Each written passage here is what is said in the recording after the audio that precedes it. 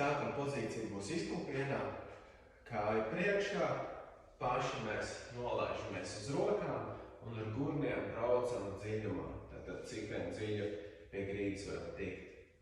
Ārējo plaukstu noliksim sānis ar pirkstiem vērstiem uz āru, plecu uz leju. Tagad rumpi pagriežam, elpoņu gaisā un plaukstu vaļā.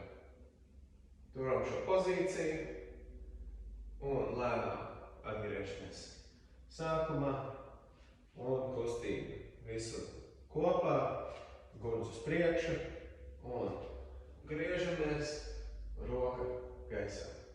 Lāpstiņi savalkas kopā, lēnām atpakaļ.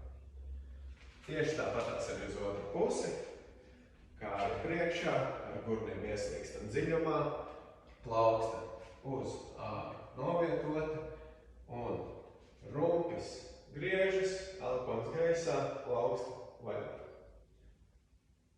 Lēnām atgriežamies atpakaļ un gurni dziļumā, paši griežamies.